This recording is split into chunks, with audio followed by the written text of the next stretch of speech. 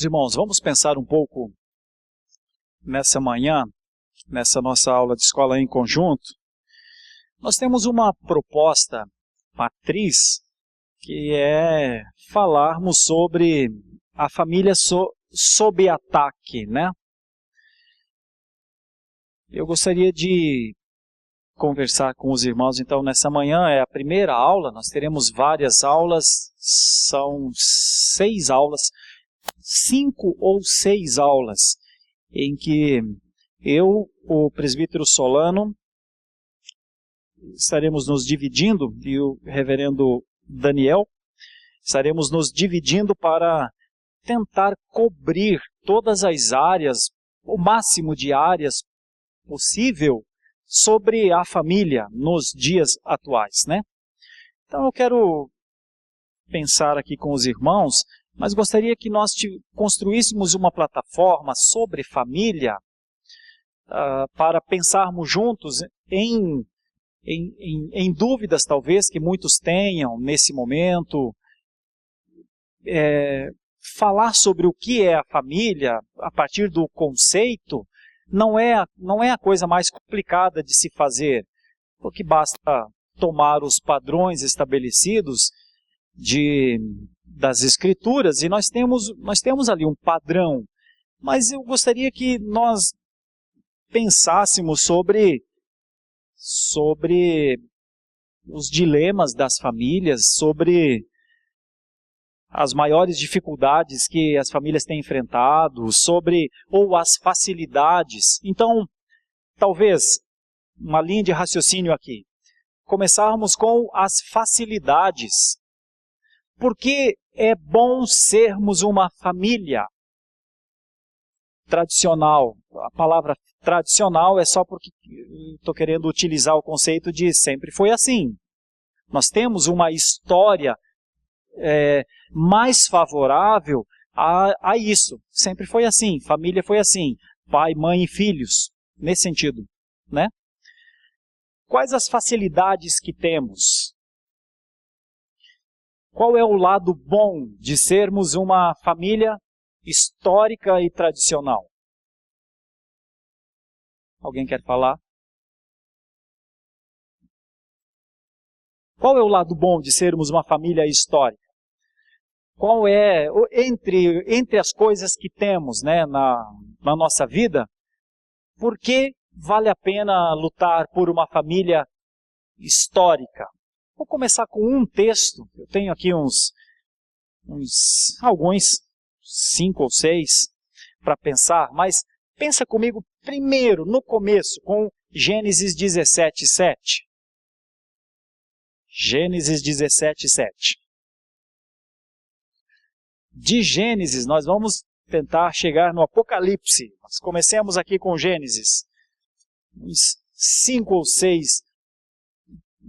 6 porções das Escrituras, trabalhando o conceito de família. Nessa que seria a nossa primeira aula sobre família hoje. Gênesis 17:7.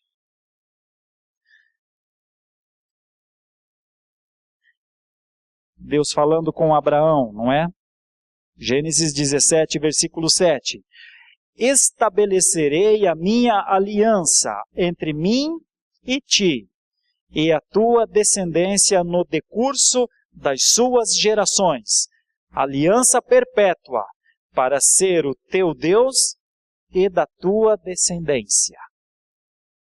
Se fôssemos começar por este versículo, qual o lado bom de sermos família? O que ele chama a atenção no versículo? 2 vezes no versículo, né? Aliança. É uma coisa para pensar. É um acordo, então, é uma aliança que tem duração aí, né? A duração, pelo menos da parte de Deus, é que não se acabe. Bom, nós precisamos olhar o contexto para entender que Abraão estava sendo retirado de um grupo e foi dado a Abraão uma nova perspectiva. O horizonte agora era outro. O acordo de Deus com Abraão incluía descendência. Então, pense comigo, é uma coisa boa ou não é estar dentro de um princípio chamado aliança?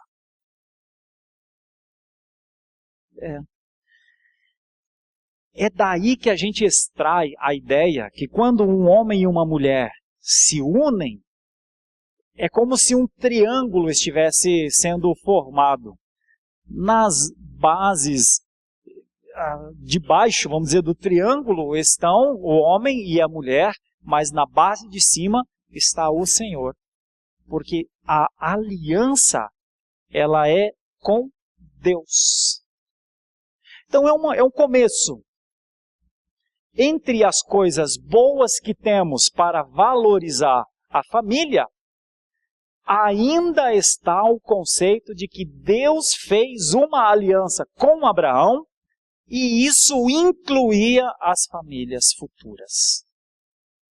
Eu posso até não ser a pessoa mais feliz do mundo dentro da minha família. Eu posso até não ter os melhores filhos do mundo. Ou eu posso não ser o melhor filho ou a melhor filha do mundo. Mas a instituição família, nela há um conceito de aliança. Nela. Então, quando eu vou trabalhar com jovens namorados, a caminho do casamento, normalmente eu digo isso. Olha, o namoro é uma antessala de alguma coisa que você vai viver depois. Quando você romper a porta da antessala, você adentra a um ambiente que lhe aguarda. E este ambiente é a família. Mas não é só a sua ou a minha. São todas. As famílias fazem parte de um projeto, eu já falei algumas vezes, só vou reforçar, das grandes 3 instituições de Deus. O Estado, a Igreja e a família. Essas 3 instituições nunca serão destruídas. Nunca. Porque elas foram instituídas no plano de Deus, de acordo com a sua vontade. Então, estou querendo iniciar essa aula dizendo, entre as coisas boas de defendermos, de nos posicionarmos pelo conceito de família histórica, é porque cremos que como uma das instituições de Deus, Deus a preservará. Quem estiver dentro da família, quem estiver compreendendo o que é estar num processo de aliança que o Senhor sustenta, quem estiver nesse lugar hipotético, vamos dizer assim, de uma maneira, pode ser até estranho o que eu vou dizer, mas não é do ponto de vista humano, é do ponto de vista de Deus. A rigor estará dentro de um quadro das bênçãos de Deus. A rigor. Não é que Deus nos deve as suas bênçãos. Não é que Deus está fazendo o melhor que Ele pode para nos atender da melhor maneira que nós queremos. É porque, inicialmente, tão somente, Deus é fiel a si mesmo. E fiel a si mesmo, outorga a bênção onde há obediência. Por Ele ser quem Ele é para com a sua palavra, a família tem sempre em si um ideal de harmonia, de suporte, de construção, de gente que lança, pais que lançam seus filhos. A família é o local que Deus escolheu para que pessoas sejam pastoreadas, num primeiro momento por seus pais, E quando o tempo passa, os filhos cuidam dos pais, no final. Então, só para começar, é bom ou não é estar dentro de uma instituição que o Senhor idealizou, disse como é que deveria ser, desde muito cedo disse aos filhos, nós vamos ler esses textos, olhem para os seus pais, preocupem-se com os seus pais, desde cedo. E depois, quando os filhos crescem e ficam adultos, é a mesma escritura, agora deixe os seus pais, agora siga a sua vida, construa a sua casa. Depois, quando já tiver adulto, já tiver construindo as suas próprias vidas, né? Suas próprias famílias, olha, não descuida não esqueça do conselho da tua mãe. Ensina as crianças no caminho que devem andar, porque vocês aprenderam isso dos seus pais. Depois, quando o tempo passa e os pais perdem o seu vigor, perdem a sua condição de autonomia, os filhos cuidam dos pais, até entregarem-nos novamente à terra. Sabe, existe uma lei no coração relacionada à família, que pessoas obedecem, outras não obedecem, não é? Dessas coisas que eu falei, nem todos conseguem viver com essa perfeição, claro. Muita coisa entra para uma análise, vamos dizer. A primeira delas que eu quero dizer é que há pessoas muito difíceis de serem amadas. Tem pessoas que a gente até quer amar mais, mas elas não deixam. Tem. Existem patologias, que não é uma questão só temperamental. Às vezes é patologia mesmo, que precisa de algum tipo de interferência, de ação, seja medicamentosa, seja terapêutica ou outras coisas que a gente não consegue, né? Mas tudo isso faz parte da depravação total. Isso faz parte do estado em que nos encontramos. Mas ainda assim, mesmo em meio, sendo executada por homens e mulheres extremamente falhos e falhas, a família continua sendo uma instituição para a bênção de Deus. Então, ainda que nós não consigamos fazer as coisas de maneira bem feita, ali está a bênção do Senhor. Ainda que falhemos conosco, com nossos entes, ainda ali está a aliança perpétua do Senhor, que Ele fez com Abraão e que Ele cumpre na vida de todos aqueles que imaginarem e entenderem. Quando eu falo imaginar, não é uma alucinação, mas quando eles compreendem que eles estão dentro de uma instituição, de um terreno santo. Você já deve ter percebido que eu estou defendendo facilidades, coisas boas, no conceito histórico de família.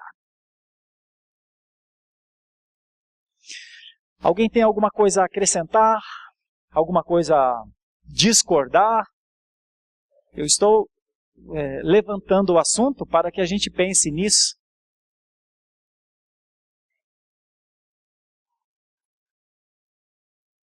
É sim.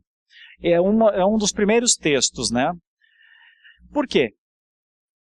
Porque, num primeiro momento, eu estou falando de família pelo simples fato de ser família. Até quem não consagra os filhos ao Senhor, que é uma ideia de culto ao Senhor, até quem não vive dentro dessa ideia de adoração ao Senhor, de consagração, que eu já vou chegar por conta para nós os crentes, o exercício da aliança tem formas físicas, vamos dizer, né? Mas até para quem não faz isso, dentro do conjunto da graça comum, se fizer um esforço, se compreender que está debaixo de uma esfera de proteção do Senhor, é abençoado. Até mesmo sem ser crente, sem compreender as direções do Deus que tudo provê, mesmo assim, se ficar debaixo do âmbito da família, parece haver, por conta de a família ser essa instituição de Deus, um lugar melhor do que alguém fora dela. Mas para aqueles que compreendem que a bênção de Abraão tem um aspecto mais estrito ainda do que o fato organizacional, então utilizam, e é o nosso caso como igreja protestante, utilizam essa ideia que os pais consagram seus filhos ao Senhor numa demonstração da nossa parte de execução, né? Daquilo que cabe a nós fazer. Por quê? Porque as alianças, os acordos, os momentos solenes, eles sempre foram feitos de maneira física. E os acordos iniciais eram feitos com cortes de animais. Era uma cerimônia mesmo, né? Então a cerimônia do batismo é uma cerimônia física para evidenciar externamente uma crença. E começa aqui. É aqui que a gente diz, Senhor, nós estamos entendendo que estamos dentro do pacto.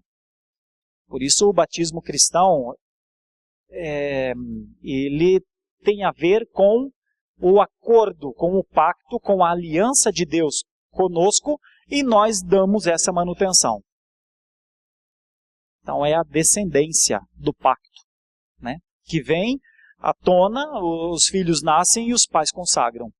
E essas crianças vivem dentro da instituição que é a igreja, né? Então sim, começa aqui. Normalmente é daqui que parte todo o conceito de aliança e de consagração dos filhos. Entendendo que é para sempre. Faremos isso sempre. Sempre fizemos, na verdade, né? Desde que a igreja protestante nasceu, ela sempre fez isso. Há variações nos dias atuais, há até negação acerca da aliança. Mas aí são doutrinas, né? À parte, né? Dentre elas, dispensacionalismo e outros que dizem não poder existir a aliança, porque o homem não consegue cumprir a aliança. Mas eu vou chegar nesse ponto aqui. Por que é que Deus diz, estabelecerei uma aliança e ela será perpétua, né?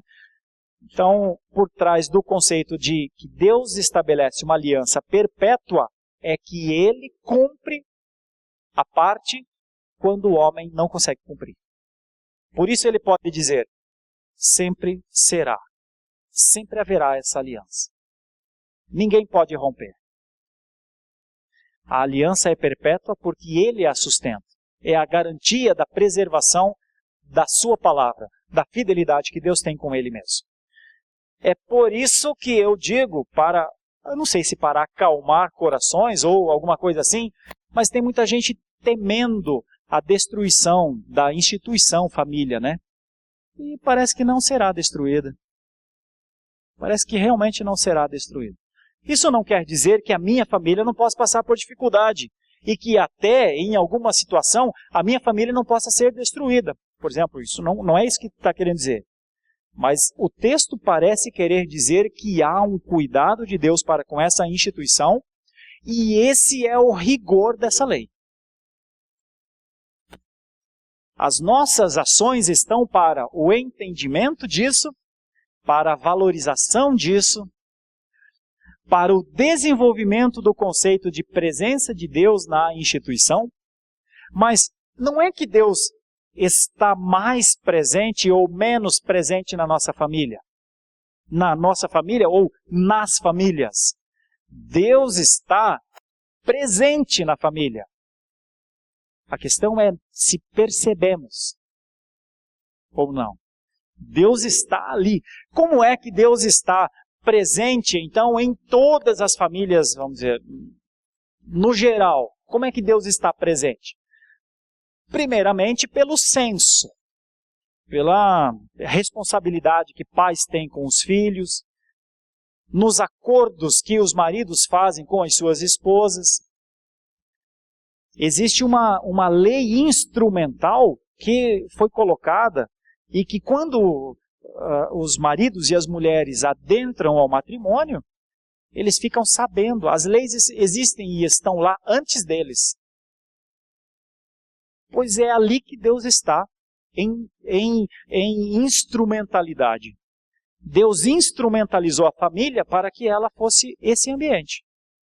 Quando nós entramos, nós administramos bem ou mal. Mas a bênção de Deus está ali.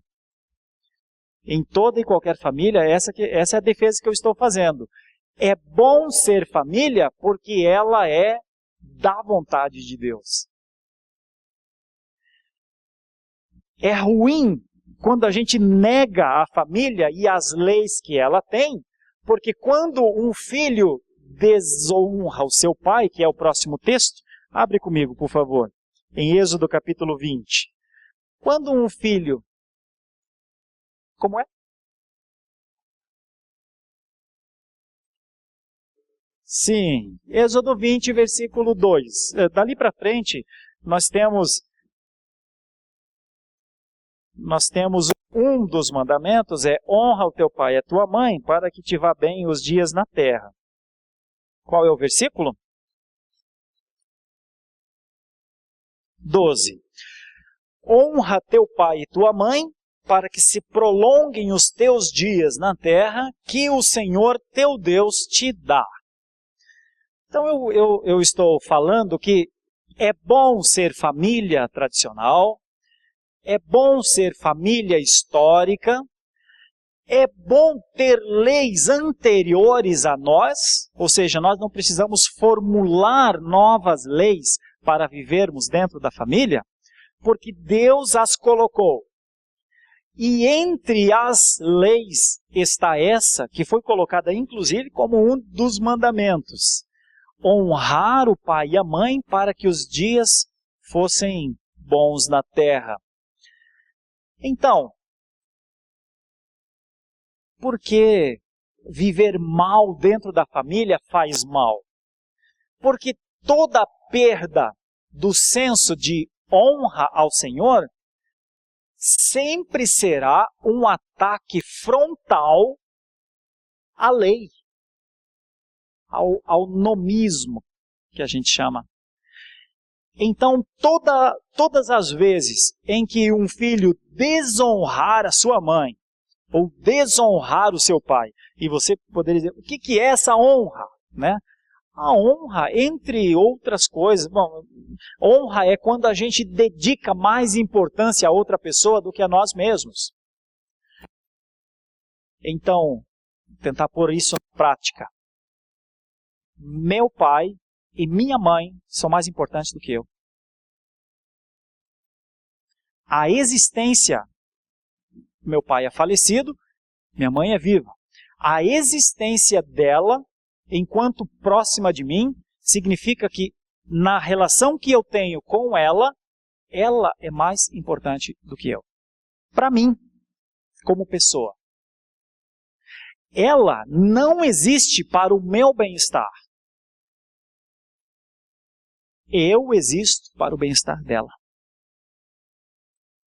E esse conceito de honra, baseado em importância, tem a ver com gratidão, tem a ver com louvor ao Senhor, tem a ver com obrigação. Então a honra não é um sentimento. A honra é, eu estou diante de alguém que é mais importante para mim do que eu mesmo. Esse é o estado mais profundo que eu chego para entender o que é a honra. A honra é aquilo que você dedica a alguém porque este ser é mais importante do que você. É claro que aqueles que perdem os pais, isso fica na memória, isso fica na lembrança, isso fica ok. Mas o tempo que nós temos para estar diante dos nossos pais em obediência ao Senhor é o tempo que eles estão vivos. E quando a gente perde essa noção de que os nossos pais são mais importantes do que nós mesmos, nós começamos a ferir uma lei macro. E é por isso que muitos acabam desenvolvendo caminhos muito difíceis, eu acho, e principalmente a geração mais nova que perde a noção do que é o seu pai e do que é a sua mãe. E começa a valorizar o seu pai e a sua mãe de acordo com os seus pressupostos. Um exemplo. Meu pai não estudou. Se ele não estudou, ele não pode me dar conselho. Como é que meu pai não estudou? Percebe? Olha, o meu pai já errou muito na vida. Não, eu vou confiar que ele vai me... Não, eu não posso ouvi-lo. Ou, meu pai fez muito mal à minha mãe. Quem faz mal à minha mãe, faz a mim. Ou o contrário. Olha, o meu pai exige muito de mim e eu sou livre. Que meu pai exige dele mesmo. Ou, quando eu estou falando meu pai, inclua minha mãe, pais, né? Nossos pais. Ou, olha, o meu pai, de tão inteligente, minha mãe, de tão sábia que é, ameaçam o meu estado. Eu não tenho tanta inteligência como eles. Então, meu pai quer que eu seja honesto como ele, mas os tempos mudaram. E hoje a palavra honestidade não é a mesma. Por isso, me desculpe, papai, o senhor segue a sua vida, eu sigo a minha. O conceito de honra. Primeiro, você não honra quem não conhece. Você não dedica valor a quem você valoriza ou não. A questão da honra é que há um valor anterior ao valor que eu quero dar. A honra do pai foi dada por Deus para ele. A honra da nossa mãe foi dada por Deus para ela. Então, é só uma questão de entender essa honra ou não. É só uma questão de entender esse valor ou não. O não entendimento do valor que os nossos pais têm é a janela de saída para a desonra e para a maldição. Então, quando os filhos desonram os seus pais, estartam nos pais, mas depois dos pais tem o Senhor Deus. Mas quando os filhos desonram seus pais, imaginando aqui, adolescentes ainda, jovens, quando eles desobedecem aos seus pais em alguma orientação que os pais dão, eles não startam imediatamente a disciplina no pai? Ou seja, ele dá a liberdade para que o pai o corrija. Estão entendendo o que eu quero dizer? Quando a gente erra com os nossos pais, automaticamente os nossos pais ficam no direito de tomar a varinha, aplicar uma sanção, uma pena a um tipo de liberdade. Cada desobediência do filho ao pai dá ao pai uma autoridade natural de executar um juízo. É isso que os filhos conseguem para si com a desobediência. Quando vem o preço da desobediência, são 3 varadas, por exemplo, são 2 noites de sábado, ou é a retirada do celular. Bom, aquilo não é uma coisa gostosa de se cumprir, é uma pena. E muitas vezes é executada com choro.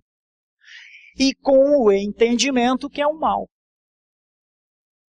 O entendimento que uma maldição caiu sobre ele. Mas é só a aplicação da lei. Então toda desobediência, ela tende a receber a justiça. Porque quando se pratica a desonra dentro de casa, os pais, ao cumprir as normas, eles fazem a justiça voltar.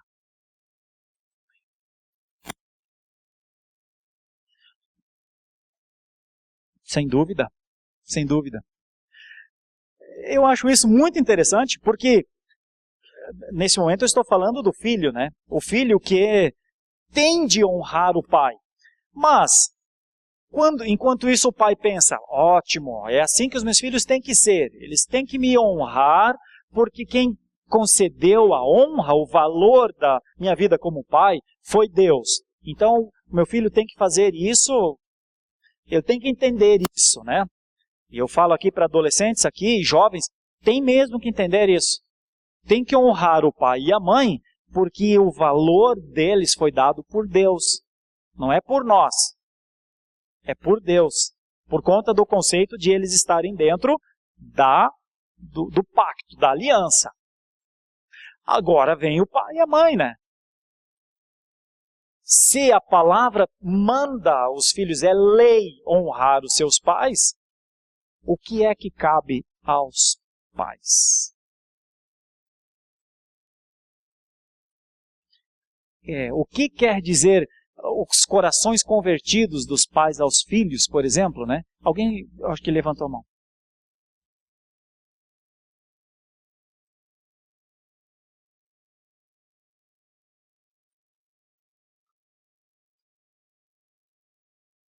Certo. Certo. Bom, eu responderia que há um padrão familiar estabelecido que tem a ver com uma lei maior. E que todo aquele que nega esse padrão estabelecido, obrigatoriamente, a rigor está fora. A rigor. Eu sei que o assunto é extremamente polêmico, mas vamos lá. A negação de um homem e de uma mulher como pai e mãe, como progenitores, como quem dá a raiz, como quem é a raiz para que haja frutos no final, ela é uma negação de uma lei maior. Não é só a família que está se negando que foi assim que Deus fez, que foi assim que Deus originou homem e mulher para que nascessem filhos. O conceito de descendência é negado. Então o conceito da bênção é negado. Imagine você. Nós não interferimos nas leis das nações, nós só temos uma prática. Por que é que nós, protestantes, dizemos que não há casamento de mulher com mulher e nem de homem com homem? Por que é que nós dizemos? Porque, entre outras coisas, os argumentos são muitíssimos, mas, entre outras coisas, invalida o conceito de perpetuidade, invalida o conceito de descendência, invalida o conceito de continuidade, e nega, inclusive, a sua origem. Ele nasceu de um homem e de uma mulher. Percebe? Ele nasceu de algo que foi a bênção de Deus. Mas hoje ele nega com isso. E ao negar, obviamente, para mim, eu sei que eu sou considerado radical com isso, mas é assim, não é família. Não é família. Ok, é um acordo, é uma maneira de se viver dentro de uma casa, mas não é família tradicional, não é. E não é família histórica por conta de não contemplar um Deus que une dois seres e gera um terceiro. E que usou isso e é a norma geral da existência do mundo.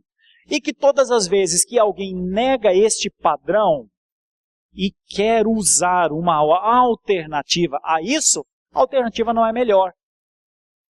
O melhor é isso. É sempre pior. Qualquer alternativa a um homem, uma mulher e filhos nunca é melhor. Nunca é para um maior desenvolvimento. É sempre para outra coisa. Outro detalhe, não contempla, qualquer coisa que não seja isso, não contempla a glória ao Senhor. Contempla um gosto. E que nós respeitamos. Como eu digo, nós não inferimos nas leis. As nações podem fazer as leis que quiserem. As nações podem dizer, olha, não é só homem com homem que nós consideramos família. Nós consideramos família também ser humano com animais. Podem dizer, podem colocar nas leis. Podem dizer, nós consideramos família alguém se casar consigo mesmo. Podem.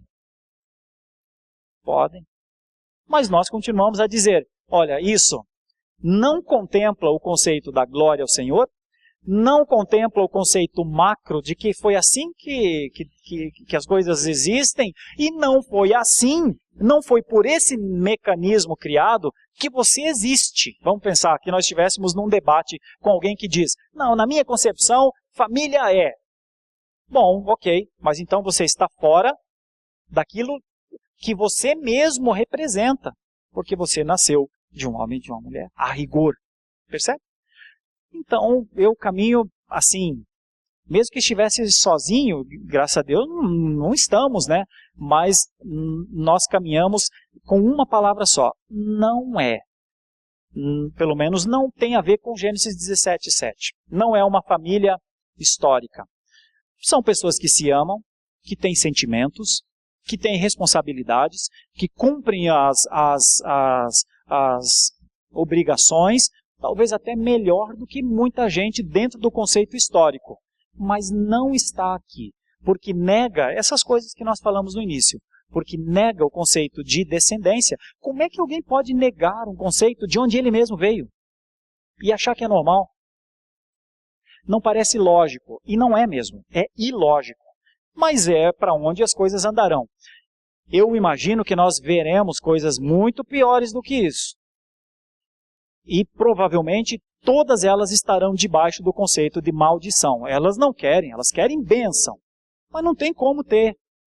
Não tem porque não faz parte da instituição. Deus criou essa instituição e criou assim. Então alguns pensam, mas isso aí é um radicalismo do protestantismo, né? Mas é que é muito difícil ir para outro lugar e achar normal. É muito difícil criar uma nova forma e achar que é normal. Talvez de todas, Caio, que eu mais me apego olha para a existência. É assim que até mesmo o mundo que não conhece o Senhor como Deus vive.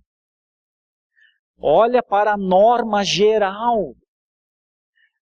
Administra-se, obviamente, de maneira diferente. Nós temos monogamia no mundo, né? Nós temos poligamia no mundo, não é?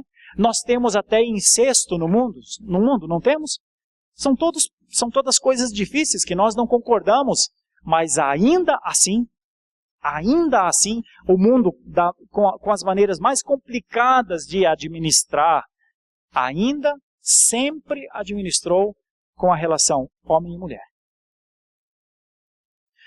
Então eu acho que é porque vai continuar. Sabe o que eu acho? Que nós não precisamos temer a destruição da família pela questão de gênero. Ela é uma minoria, é um conceito de minoria, que em algum momento parece ser uma ditadura, e nós chamamos isso de ditadura da minoria, né? Mas que vai ser abafada pelo conceito natural da ontologia. Agora, haverá pessoas que viverão assim as suas vidas? Sim.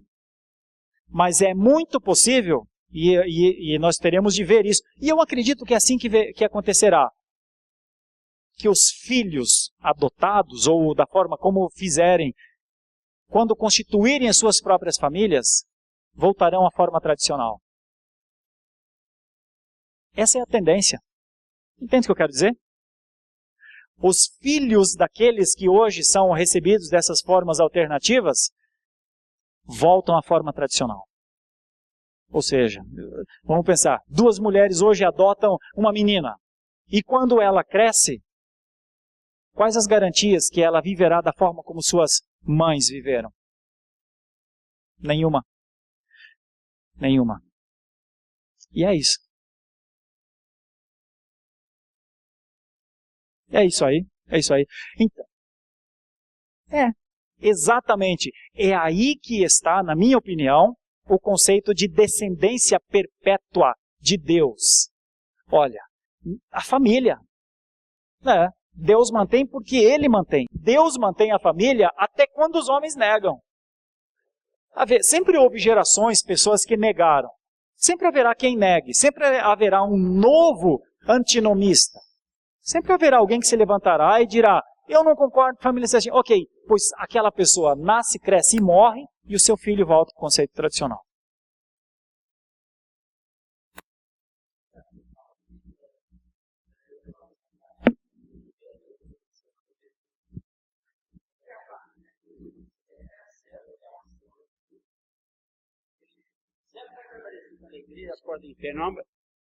Se as portas do inferno não vão prevalecer contra a igreja, não vai prevalecer contra a família também da igreja também, não é?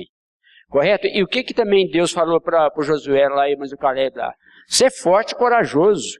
Então nós não tem que ter medo de nada não, e nem ter medo, nem às vezes até de, igual você falou, de alguma repressão do Estado, desse pessoal que defende essas outras teses aí, que estão fora da Bíblia, não tem que ter medo de nada disso não. Nós somos desafiados a viver pela lei, por essa lei, né? Então, há uma lei na família que ela já estava lá. Quando nós adentramos a família, essas são as leis. O pai age assim, assim, assim com seus filhos, a mãe age assim, assim, assim, os filhos agem assim, assim, assim com seus pais. Essa é a lei. Alguém sempre dirá, mas será que a lei é assim mesmo? Mas será que tem que honrar mesmo o pai desse jeito? Mas será que o filho precisa mesmo obedecer a voz do pai e da mãe mesmo? Sempre haverá. Aí o filho cresce com o pai e a mãe falando, olha, quando você tiver os seus filhos, mas ele fala, eu não quero ter filho. Não, sempre haverá quem não quer ter filho. Ou, não, mas eu sou homem e mãe, eu não gosto de mulher, eu gosto de homem, sempre haverá, né? O fato é que isso não invalida a bênção geral da aliança perpétua de Deus, porque seguramente a força contrária é menor do que a lei maior. A lei é maior, a lei é norma. E obviamente quem defende essas coisas não gosta, se debate, quer ganhar mais direitos, quer formular leis para lhe dar liberdade. Olha, mesmo que tivessem todas as leis livres e favoráveis, todas as leis, ainda haveria uma supremacia esmagadora do conceito tradicional. Ainda que alguém se levantasse e falasse, mas nós vamos inovar. Na minha casa, eu vou criar uma família nova, num contexto novo, de um jeito novo. Ainda assim, seria uma microminoria diante da ação esmagadora do que é a preservação do conceito de Deus, de aliança perpétua. Quando eu coloco esses assuntos, irmãos, eu sei que o assunto por si só é polêmico, mas a minha defesa é bom demais, faz sentido diante dos tempos ser histórico. Porque parece que ao ser ou a viver a historicidade dessa estrutura, parece que a gente dá a glória ao Senhor por Ele ser o originador dela. Ainda que tenhamos muitos problemas dentro das famílias. Então eu queria lembrar o que diz em Deuteronômio, né, sobre as bênçãos da obediência à palavra de Deus. Então a gente tem essa garantia de que se a gente está obedecendo o que Deus manda, a gente vai ser abençoado, nós e a nossa descendência. E se a gente desobedecer o que a Bíblia manda, nós vamos ser amaldiçoados. E a gente acaba recebendo como uma disciplina, porque aí entram os pais, né? Por que a expressão diz, ensina, vamos para esse novo texto, que é conhecido também de todos nós, que é Provérbios 22:6. O que é quando nós somos amaldiçoados, né? Quando nossos filhos, vamos dizer, recebem esse tipo de maldição. Vê só. Provérbios 22:6. Bom, agora nós temos de falar dos pais, com os pais. Provérbios 22, versículo 6. Ensina a criança no caminho em que deve andar, e ainda quando for velho, não se desviará dele. Então aqui, irmãos, queridos irmãos e irmãs, aqui nós temos de lançar mão da cátedra que recebemos. Dentro de casa, todo pai é um professor. Dentro de casa, toda mãe é uma professora. Olha a palavra. Ensina. Quando se perde, quando o pai não se sente um professor do filho, um mestre do filho, se porventura ele descuida daquela ideia de, olha, eu cumpro ordens e por isso eu ensino você assim, quando ele perde essa noção, a tendência é ele não conseguir ensinar né? Quando ele perde a noção de diante de quem ele está. Apenas como contexto, não sei se minha esposa está aqui, ontem nós estamos com a família reunida nesse final de semana lá no Guarujá. Eu subi hoje pela manhã para estar aqui com os irmãos, mas retorno à noite, depois do culto da noite. E nós estamos na mesa conversando, lá está meu irmão, minha irmã, e estamos falando sobre família, né? E nossa filha está ali, a Maria Eduarda, lutando por seus direitos, né? Ela quer uns direitos a mais, inclusive, sempre, né?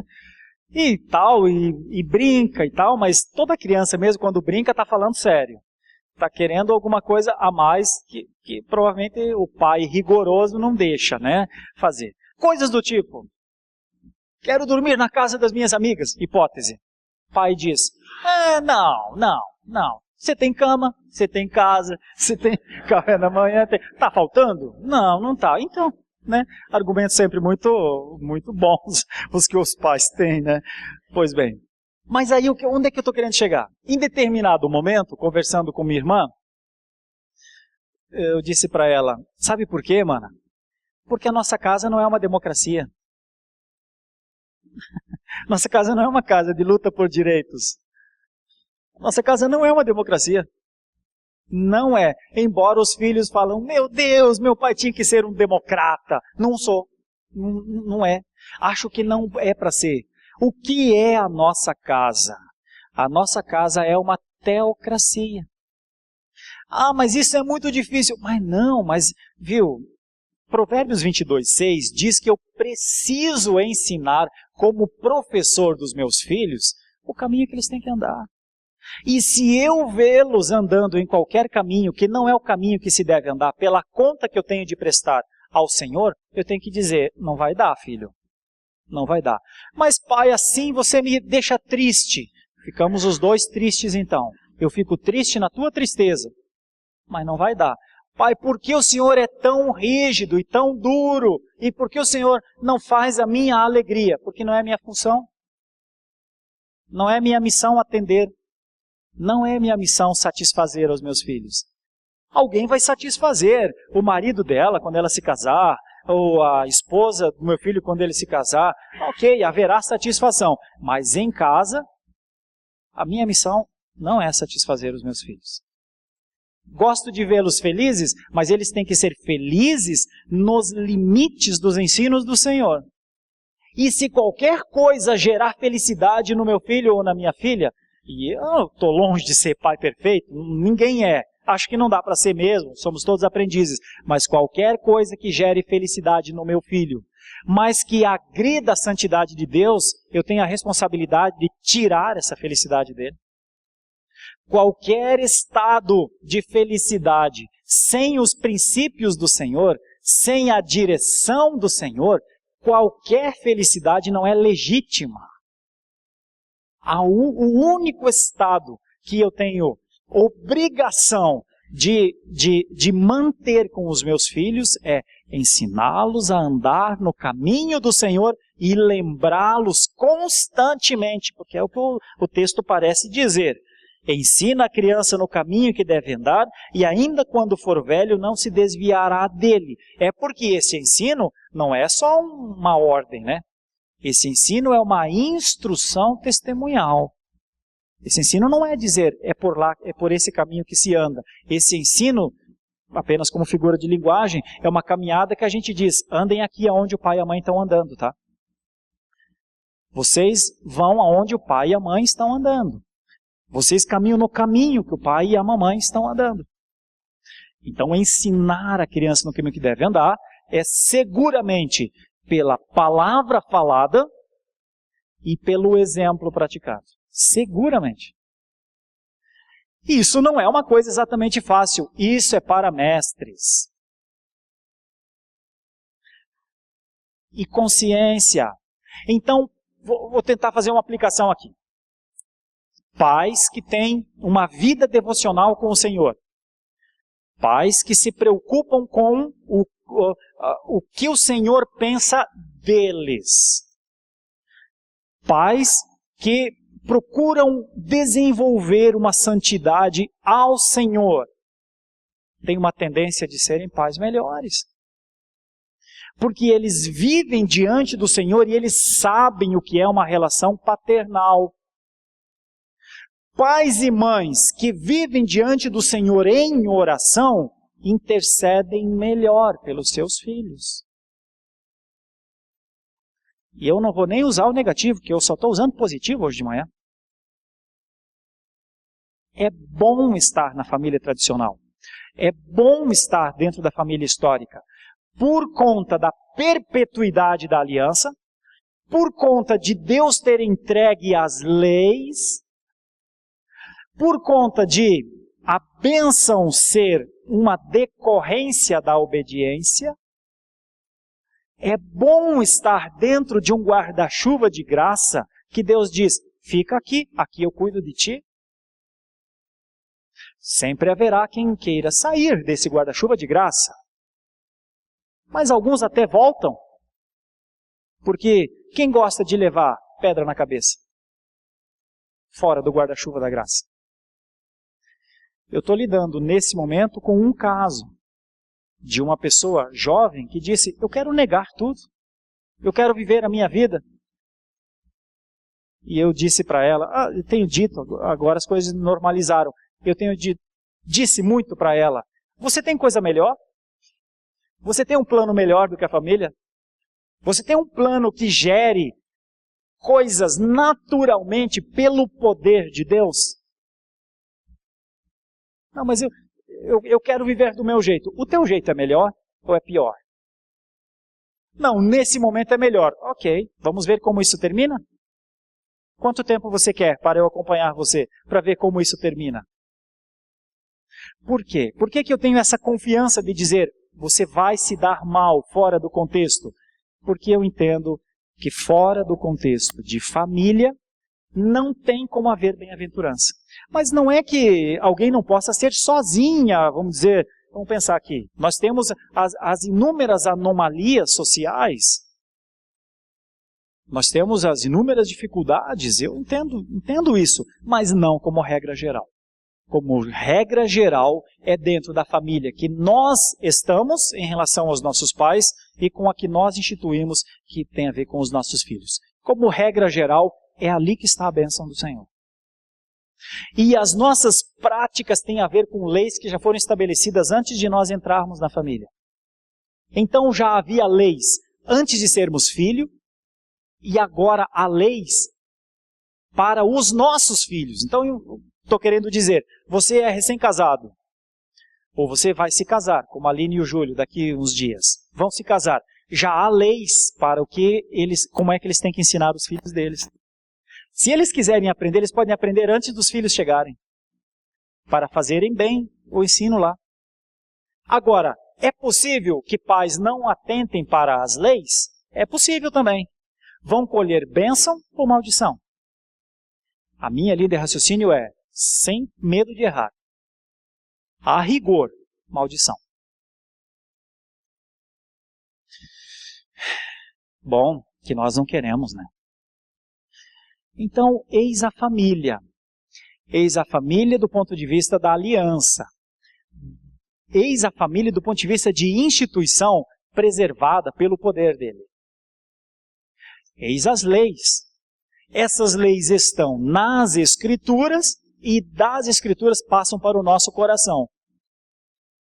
No nosso coração, ao executar as leis do Senhor, a rigor, haverá bem-aventurança no lar. Haverá. De onde procedem as iras e as contendas, como diz as Escrituras? De onde procedem as vinganças? De onde procedem os ódios? De onde procedem o mal e o estado de isolamento de ser humano para com o ser humano? De onde procedem? A rigor, procedem do desconhecimento da prática que cada um tem dentro do círculo que temos. Onde tem um mestre e uma mestra em casa, tem um filho aprendendo. Ah, mas o meu filho demora mais a aprender. Tem disso também. Ok? Isso significa que vai exigir mais de mim como pai. Então o meu filho, voltando aqui ao exemplo da minha filha. Quando a minha filha diz assim, mas nós queríamos, eu e o Serginho, queríamos fazer uma passeata aqui para lutar por direitos que nós achamos que é o certo. Eu tenho que dizer para ele, podem fazer a passeata, podem fazer a greve, podem fazer à vontade. Mas tem que sempre lembrar que nós não estamos numa democracia. Estamos numa teocracia. Difícil, inclusive, de ser cumprida por mim, pela minha dificuldade. A rigor, as coisas não vão bem na minha casa, onde eu sou o marido e minha esposa é a esposa, a mãe.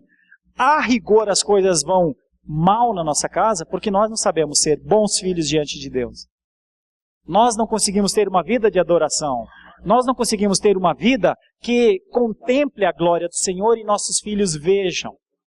Então, por conta disso, de nós não sermos adoradores plenos, contínuos, os nossos filhos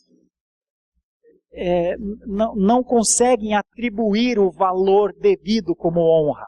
E eles dizem, o meu pai não é um adorador, meu pai é um ser humano como eu. E eles não conseguem contemplar em nós, os pais, verdadeiros adoradores para adorar junto com a gente. Eu sei que é uma linha quase filosófica, mas se as coisas vão mal nas nossas casas, a rigor tem a ver com essa questão didática aqui de Provérbios 22:6. A rigor, não em casos especiais, mas a rigor, a manutenção da família se dá pelo ensino profundo que pais dão aos seus filhos. Com amor. Porque você não precisa dizer para um filho, olha, minha casa não é uma democracia, filho. Ou filha, minha casa é uma teocracia. Só que eu vou fazer de tudo para amar você, cuidar de você, conduzi-lo ou conduzi-la no caminho do Senhor, enquanto vida eu tiver. Porque isso cabe a mim. E se eu não conseguir fazer, perdoa o pai. Porque o pai deveria fazer isso com você. O pai deveria, enquanto você existir, ou enquanto eu existir, cumprir o acordo de ensinar você no caminho que você deve andar.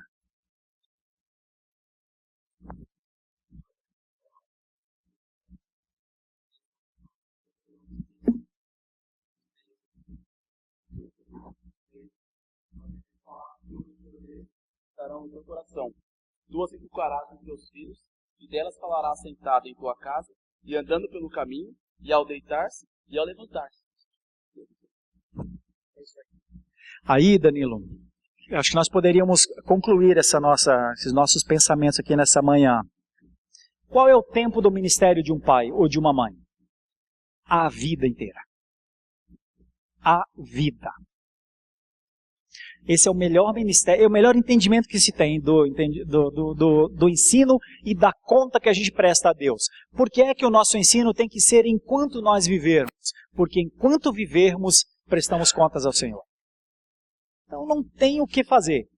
E quanto mais nós compreendemos o que Deus fez, como é que Deus construiu o mundo e a existência, como é que nós viemos a existir, mais nós compreendemos como é que o mundo continuará a existir.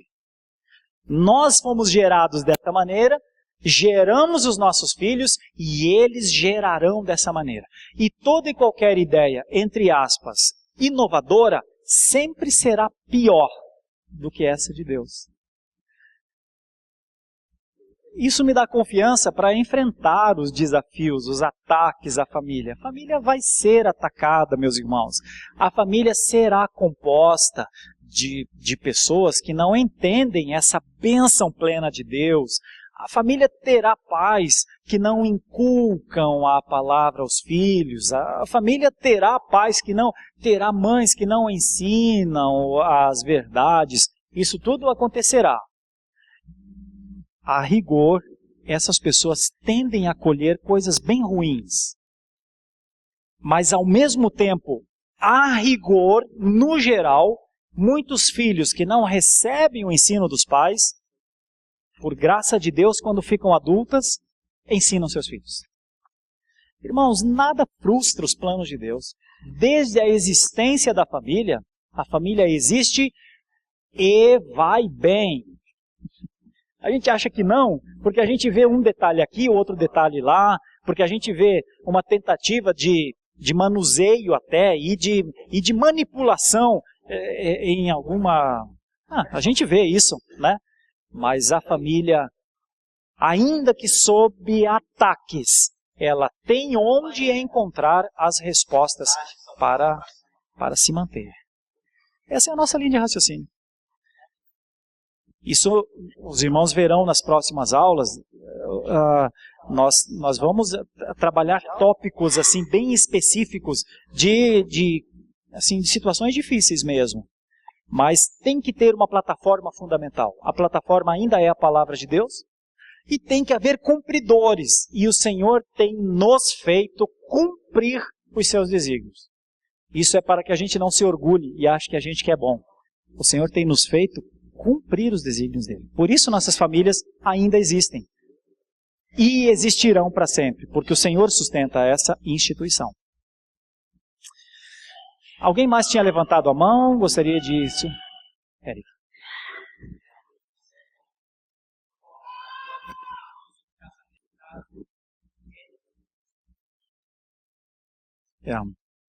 Bom, essa passagem ela está contemplando uma situação lá na igreja de Corinto.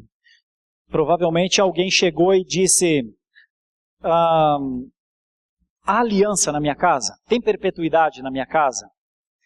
E o que Paulo respondeu foi: onde há um crente, há um fio de luz, há um fio que permanece.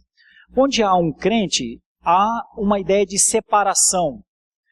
O cristão, a ideia de santidade ali, né, a ideia da santificação pessoal, é uma ideia de separação. Então, onde há um homem cristão numa casa, mesmo com a esposa não sendo cristã, esse homem levará essa luz, ou esse homem terá ali a condição de trazer o seu filho para uma separação. Porque a questão em Corinto era a licenciosidade, era a desconstrução do conceito de família, e muitos talvez quisessem chegar a dizer: olha, agora eu sou crente e a minha esposa não é, então eu posso deixá-la? Então, não, né, já que tem que ser crente, ela não é. Mas Paulo orienta ao contrário. Paulo orienta e diz assim: olha, continue luz lá na tua casa, continue santidade na sua casa, e ganhe os seus filhos. E em outro lugar, inclusive, nós temos uma orientação às esposas ganharem seus maridos não crentes, e o maior instrumento é o silêncio, que é uma coisa incrível, mas ganhar com o silêncio não significa não fazer nada. Ganhar com o silêncio provavelmente significa fazer muito, mas não com a voz, com o exemplo. Alguma coisa tem que ser eloquente em uma casa, e se não for a voz, tem que ser as atitudes. Então isso é para que, quando nós temos esposas cristãs, elas não pensem: então eu não preciso falar nada. Quem não fala nada tem que fazer mais. É essa a ideia. Não abandone. Agora, também não faça nada. Não fique... Entende? Não abandone, mas não fique fazendo nada. Não abandone, mas faça muito. Se não der para falar com a sua boca, faça com os seus atos. E essa é a condição de levar essa santificação, né? A santificação aos filhos. Então é mais ou menos essa ideia.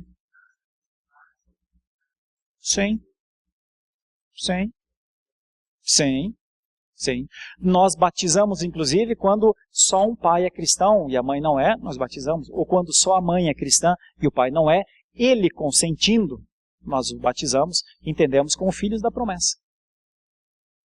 Para ver como a ideia é mais positiva do que a gente pensa. Onde há fé, há luz. E mesmo que haja um só na casa, há uma tendência natural de que os filhos sejam, sim, santificados. Foi o que Paulo disse. E isso era difícil para eles entender na época, porque alguns acharam que agora tinham a explicação para romper com os casamentos, né? A orientação é não criar novos casamentos, mas uma vez que haja casamentos nessa situação, sejam crentes nas suas casas. Não, nem casamento misto, nada. Ao contrário, agora, uma vez existindo, porque as conversões vinham depois dos lares, né, nessa época, né? Uma vez existindo o casamento e alguém é convertido ao Senhor, não largue o seu marido por causa disso. Ou a sua esposa, né? Última pergunta aqui, a gente encerra.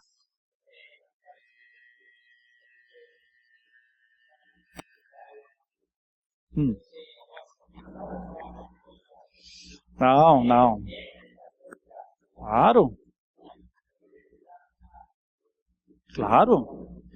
Claro, exatamente isso. O pai e a mãe crente evangeliza. Não tem pai e mãe crente que não evangeliza o filho. Pai e mãe crente evangeliza o filho e a filha. Meus irmãos, temos que encerrar, tá?